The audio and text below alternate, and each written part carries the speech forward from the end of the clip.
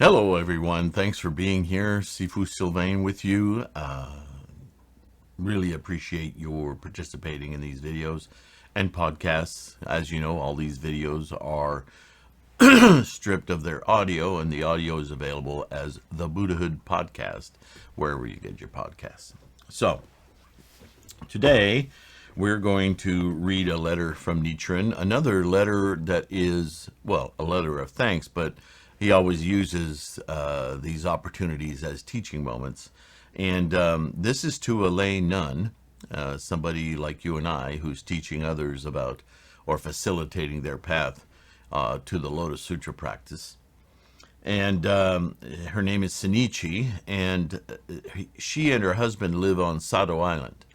And when Nichiren was pardoned and came back to the mainland and went to Kamakura, he then left Kamakura, the capital area, and moved all the way north to Mount Minobu, a rather difficult passage, but still on the mainland. And at Senichi's direction, her husband made the trip across the sea from Sado to Japan to Mount Minobu at least 3 times, probably more, to bring Nichiren sustenance, supplies, that kind of thing. And as we've already discussed, these offerings, although certainly supportive of Nichiren's life as a man, as a human being, are really made in the spirit of keeping alive his doctrine, his teaching, his sangha of Lotus Sutra practice. For some reason, the incense are getting in my throat today. The last couple of days, I missed making a video yesterday, and I don't know, these are so much a part of my daily practice now that I could feel that I hadn't done it. I've been under the weather, and I'm doing fine now. I'm recovering. But anyway, back to Nichiren, because that's what we're here for. So he takes this opportunity to thank her and uses her offerings through her husband and her husband's offerings to point out evidence in the sutra, in Shakyamuni's own words, the rewards, the merit of doing such an act. So here we go. He starts out with, I have received 1,000 blue duck coins, 1 toe of dried rice, and other articles. The boy virtue victorious, who offered a mud pie to the Buddha, was reborn as King Ashoka, and an old woman who offered the Buddha rice gruel was reborn as a Pratyeka Buddha. So this is to signify the great gesture of making these offerings to the Lotus Sutra through keeping Nichiren alive and giving him sustenance, because he is the voice of the Lotus Sutra. The Lotus Sutra is the teacher of all the Buddhas of the 10 directions and the 3 existences. The Buddhas of the 10 directions are the Buddha good virtue in the east, the Buddha sorrow dispelling virtue in the southeast, the Buddha sandalwood virtue in the south, the Buddha giver of treasure in the southwest, the Buddha infinite brightness in the west, the Buddha flower virtue in the northwest, and the Buddha banner-like virtue in the north, the Buddha 3-vehicle practice in the northeast, the Buddha vast myriad virtue of the zenith, and the Buddha brilliant virtue of the nadir. And that is, when you go around all these points of the compass, you also have to go up and down, and that's the zenith and the nadir. So that's the 10 directions, right? These are all identified, by the way, in the Avatamsaka, or the first teachings of Shakyamuni, the Kigan Sutra in Japanese, or the Flower Garland Sutra. The Buddhas of the 3 existences are the 1,000 Buddhas of the past glorious Kalpa, the 1,000 Buddhas of the present wise Kalpa, and the 1,000 Buddhas of the future constellation Kalpa, as well as All the other Buddhas depicted in Mahayana and Hinayana, provisional and true and exoteric, including the Flower Garland Sutra and Nirvana Sutras. Basically bookends of all the teachings, right? These Buddhas, as well as the Bodhisattvas in the worlds of the 10 directions, who are as numerous as particles of dust, all originate from the single character Myo, or wonderful, of the Lotus Sutra, Myoho Renge Kyo. So take note, all of you who still have questions about the meaning of these, what in the West we call words, but it truly are conceptual bags of information, compartmentalized Dharma, if you will. So when we chant Namu Myoho Renge Kyo, I apologize for my throat. What the heck is going on? Let's see if that helps a little bit. All right. So we are chanting, invoking, intoning entire branches of Shakyamuni's teachings, which are themselves the teachings of instantiation of Buddha mind life condition.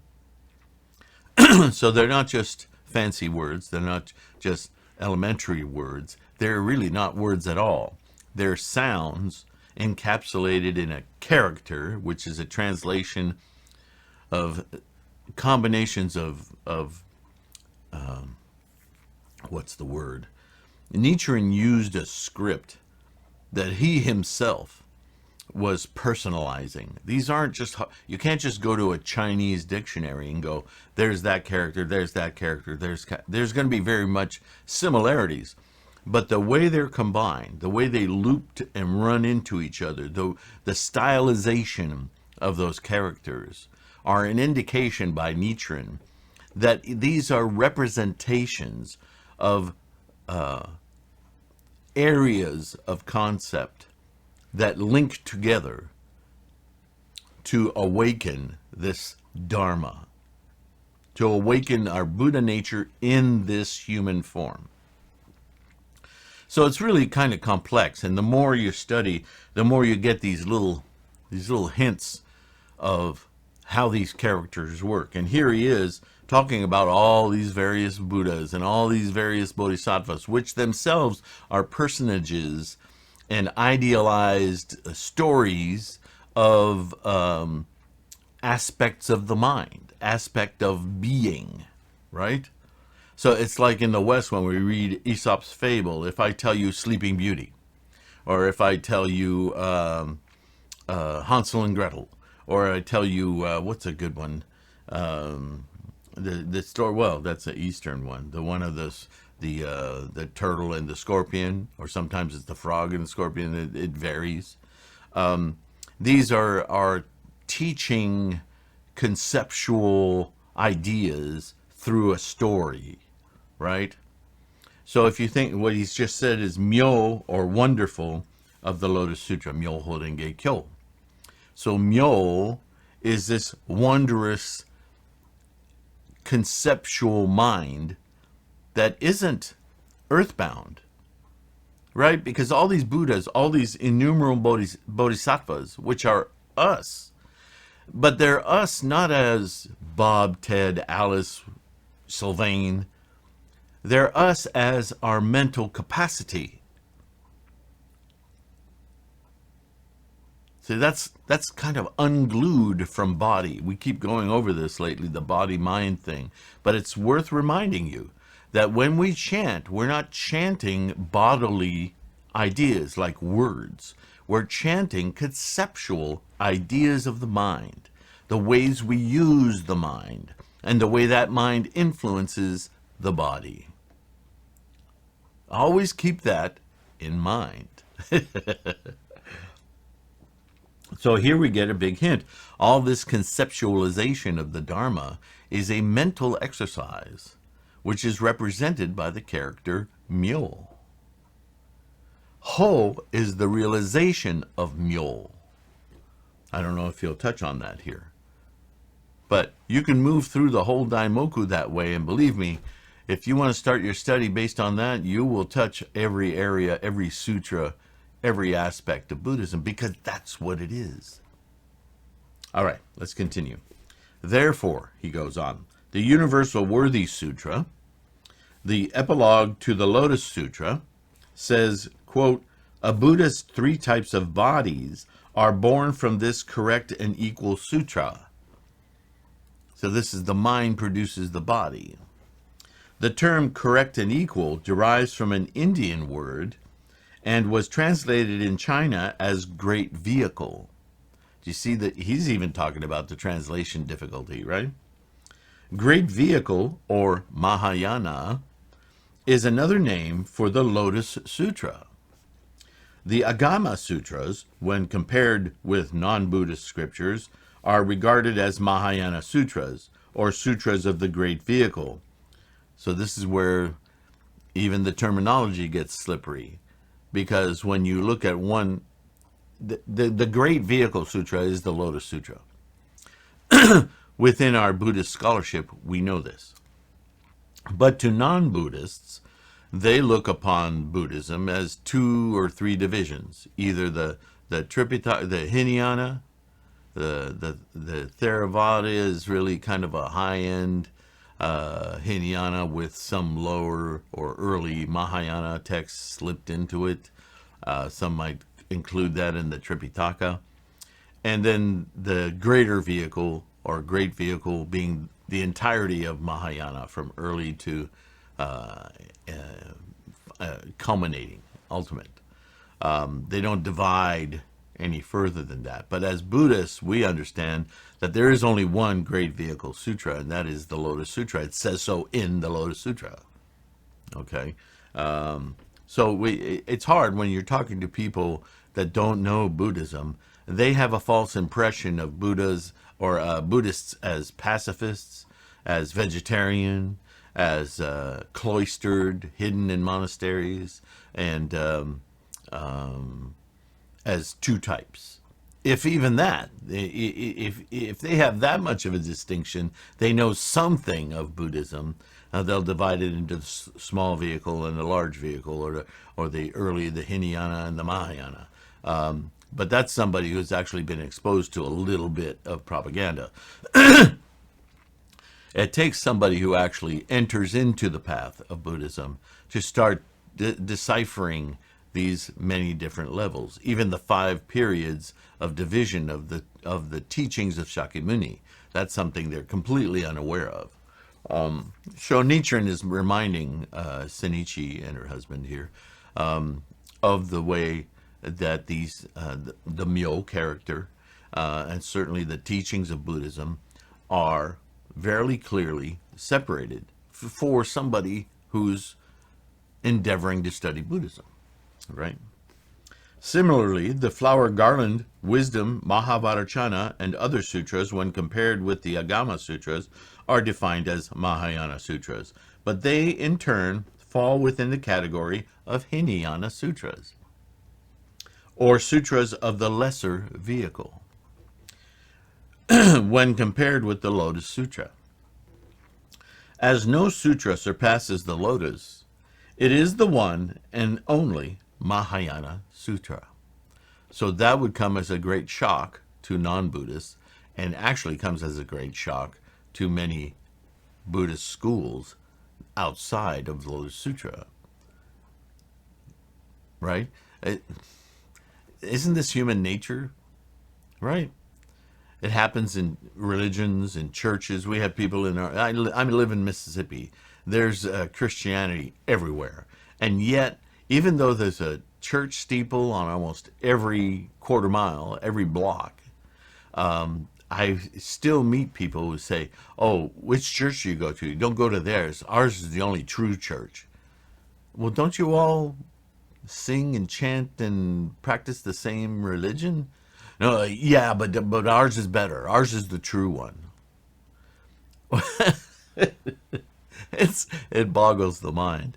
But this is not the case when we're discussing this in Buddhism.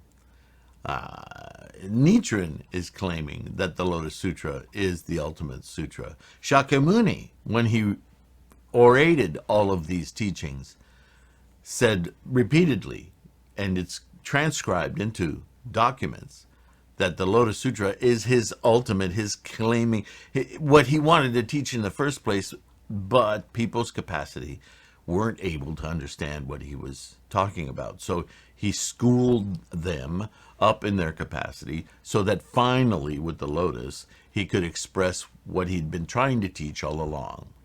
And as Nichiren points out, the drop the mic moment was in the lifespan of the Tathagata chapter, where he really just goes, okay, this is yours, it's already there, it's up to you to instantiate it. Just as I've shown you through all these years of teachings, use them as reference if you need to, but ultimately, this is where you're going to get, and this is how it works. Get your mind aligned with Myoho Renge-kyo, and you will enliven that Buddha consciousness, that Buddha state of mind. That's the whole program. It's not like it's an interpretation or a discovery or a great revelation of Nichiren's. Nichiren's import is phenomenal for us living in this period of time, which Shakyamuni already defined almost 3,000 years ago. It's no accident. Okay? You can't say that about any religion. You certainly can't. They're constantly reinterpreting and making up stuff, and anything. It's all magical. There's nothing concrete, observable in religions. They're all based on feelings, emotions, dogma, repetition.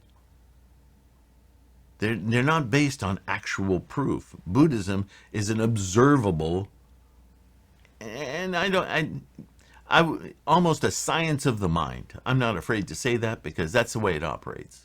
Any one of you who's challenged to practice this practice for 3 months just to see if it works or not, you're going to know it works or not based on the results that you personally get. Right? No magic. There's no trickery here.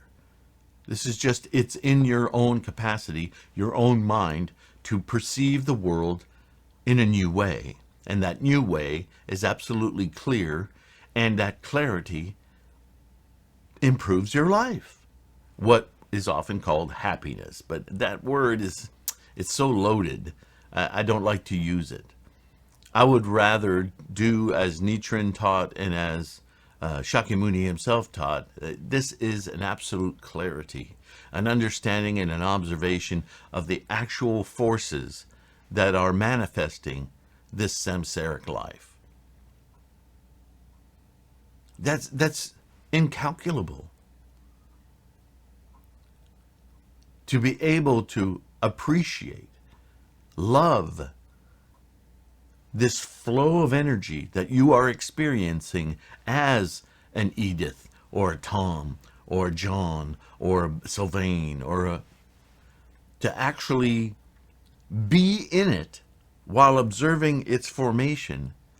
How amazing is that? When you see that, when you understand that, when you were in that life condition,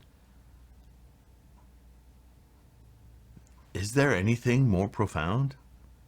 Is that not something, our experience, that we live for, by? Without experience, what would this life be? A stone?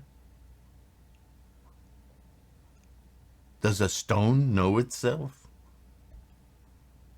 Even plants, the way they pollinate one another, with the help of bees or what have you. Like avocado trees, there are male and female avocado trees, and if they're not both types, they won't bear fruit. This drama is going on constantly around us, although that is an infinitely simpler thing. There's evidence of it. We are far more complex than that, and yet, very simply, we do the same thing.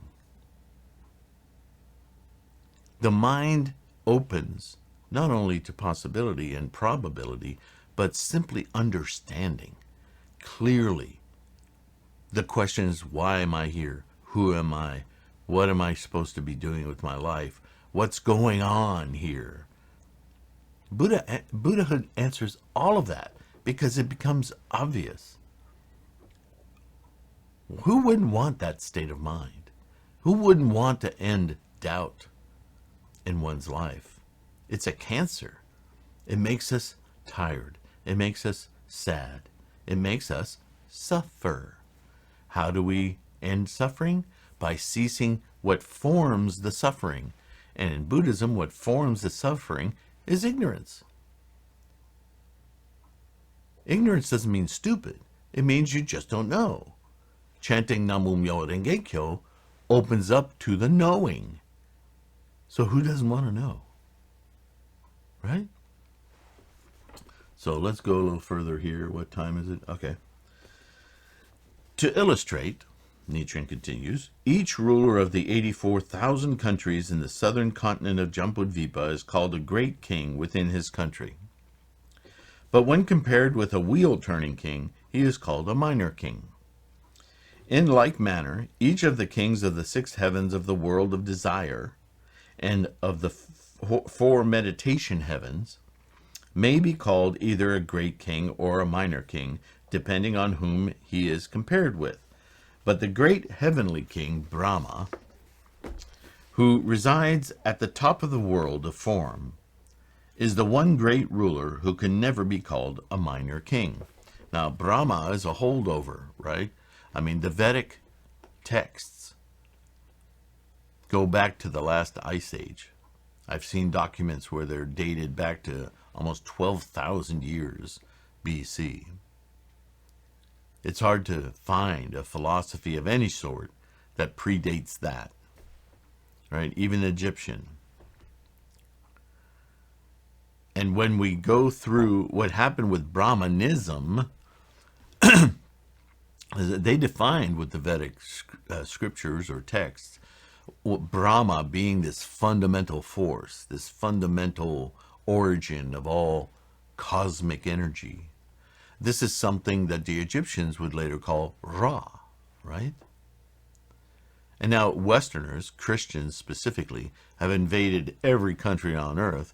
And so when we learn about Egyptology, we learn about these many gods that they have. But they didn't think of them as gods. They thought of them as cosmic forces. And I like that because just from my own exposure and study in physics and chemistry, the ideas of quantum theory and mechanics, and now quantum gravity, quantum fields from which everything is manifest from, starts to sound more comfortably, more aligned with what Shakyamuni Buddha taught almost 3,000 years ago. It's almost the same thing. They just have a different language and they're stuck on the physical side of things. But as Buddhists, we understand that the physical side of things is manifest from the non-physical side of things. Just like that genius Einstein knew. E, energy, equals mass times the speed of light squared. So energy is equivalent to mass. And now they have all kinds of experiments with the Large Hadron Collider and other things in the maths demonstrate that there are masses that go in and out of existence. They manifest, they demanifest. Oh, I hope I don't lose you here.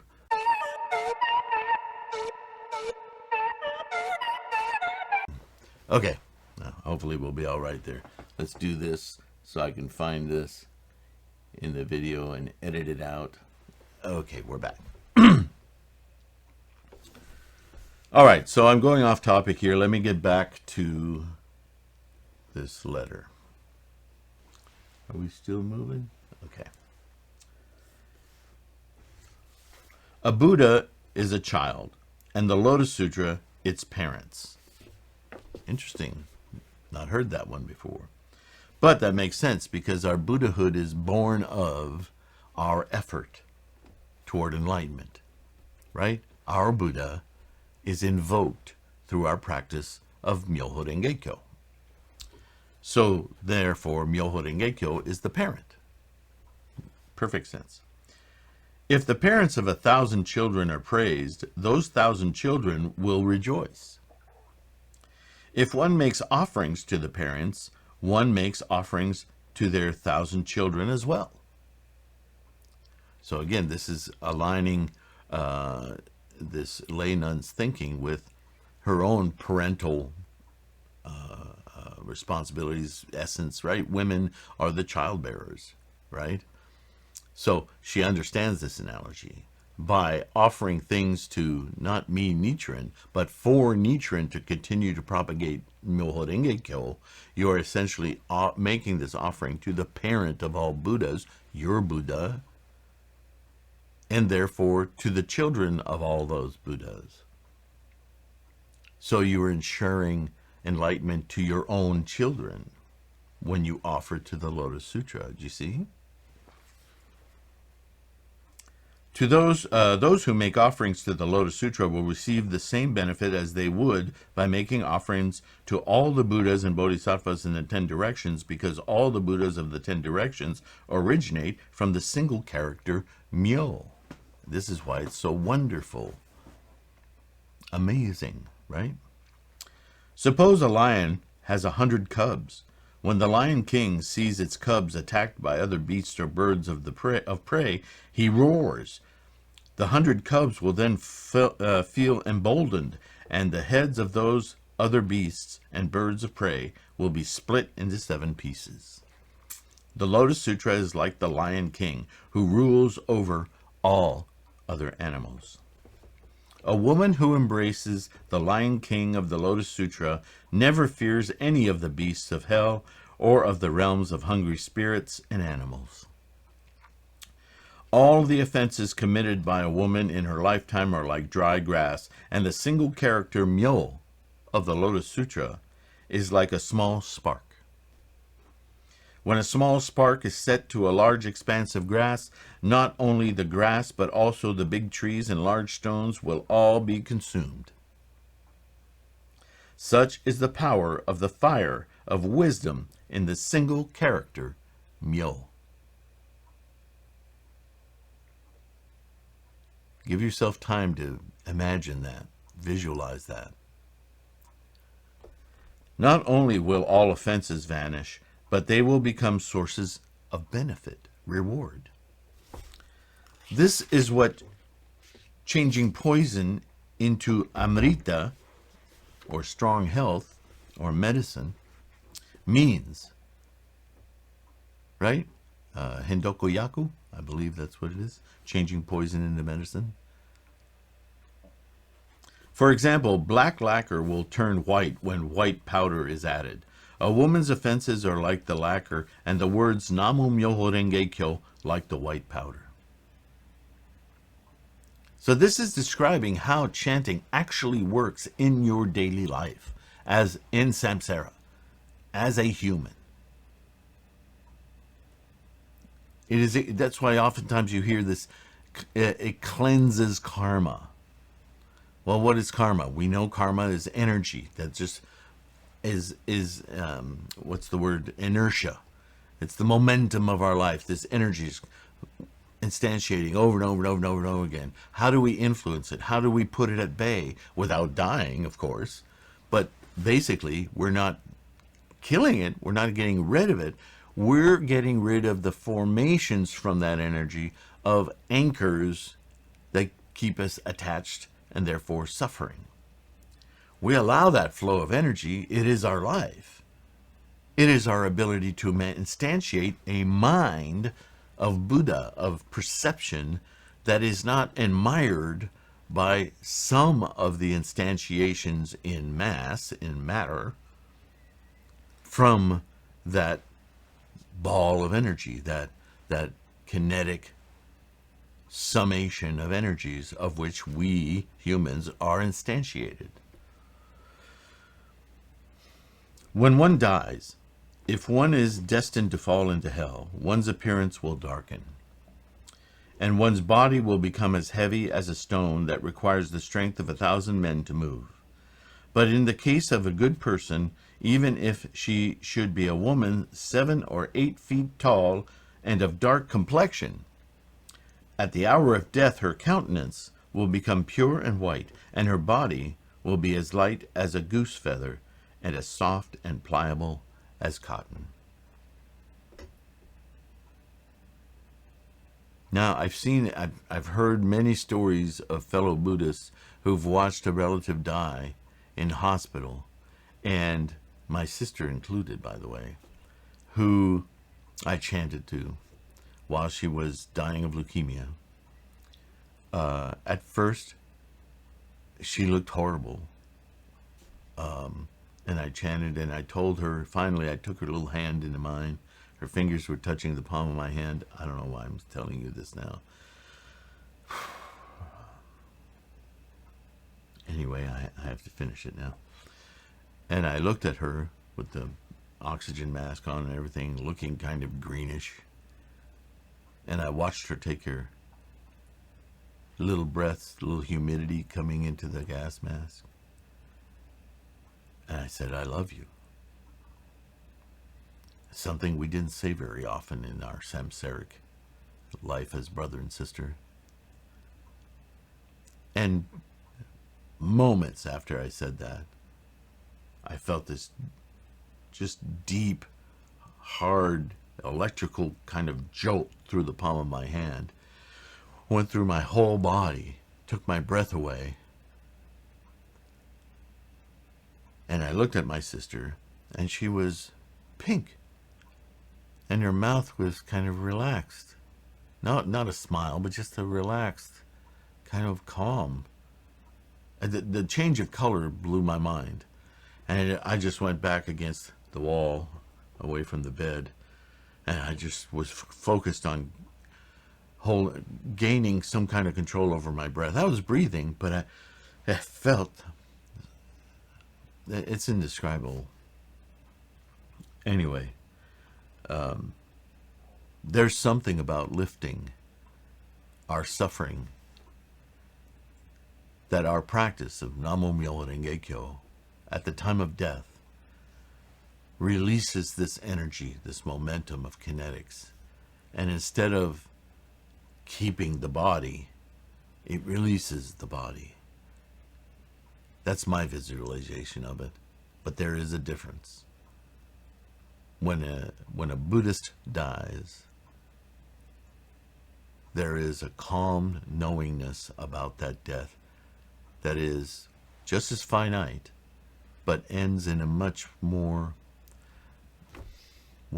released way?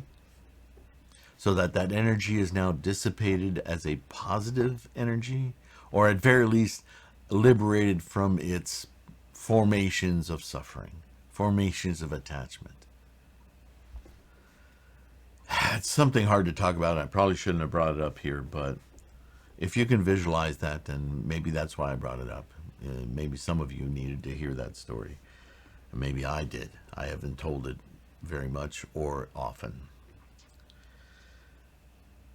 It is 1,000 ri across the sea and mountains from Sado province to this province.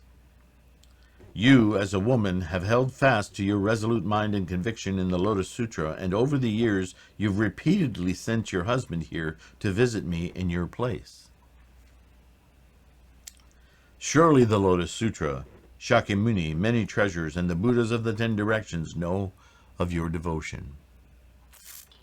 For example, though the moon is 40,000 yohanas high in the heavens, its reflection appears instantly in a pond on earth.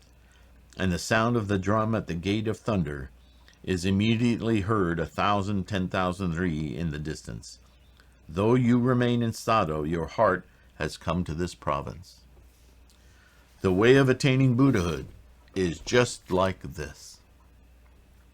Though we live in the impure land, samsara, our hearts reside in the pure land of Eagle Peak. That's always a reference to the ceremony that is described in the Lotus Sutra, right? Which is a description of our efforts toward Myoho Renge Kyo. our practice. Merely seeing each other's face would in itself be insignificant. It is the heart that is important. Someday, let us meet at Eagle Peak, where Shakyamuni Buddha dwells. Namu Myo Renge Kyo, Namu Myoho Renge Kyo. Now understand, when Asian documents talk about heart, they conflate, especially in China, there's a concept called, I believe it's Shen. It's the mind-heart. It's that bridge between perception and physical being. Something we're always negotiating and talking about in Buddhism.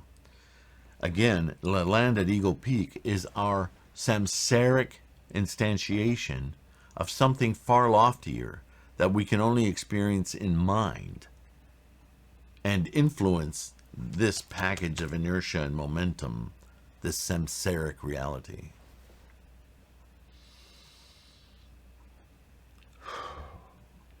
This is quite a little go-show. Our next go-show, General Stone Tiger. That should be interesting. These titles, I never know quite what to think about them. I guess I'm more of a literalist. An odd thing to say, perhaps. Namu Myo Renge Kyo. Thank you again. I appreciate your participation so much. Join this channel. You know the whole spiel with YouTube, the notifications, ring that bell, blah, blah, blah, blah, blah. My interest is that you study. If not through these videos, through the podcast. They may be much easier for you to listen to and convenient for your active daily life, or as a reinforcement for these videos. I just appreciate and proud I am of your dedication to your Buddha mind. I want to support that any way I can. Let me know in the comments if there's something you need help with or don't understand. Use my email, tlksylvain@gmail.com. Let me know what you're going through. Let me know how I can help. Let me know if there's something that I haven't covered. And don't forget to use that search in this channel. You know, that little sub-menu up there that has the about and videos and playlists. Use the playlist, because I have an entire playlist on Lotus lectures where I take every single chapter of the Lotus Sutra and go through it. So there are a lot of tools on this channel that you can use. And if you're not sure where to look, use that search and put in there Daimoku or chanting or Myoho Renge Kyo or Gohanzan or Gangyo or whatever concept it is that you're looking for. And the result will be a set of videos where that is either in the title, so you know it's strictly about that, or nothing strictly with me, right? Or in the general description. It will help lead you around, because there's a ton of videos here. So use this as a reference tool too, okay?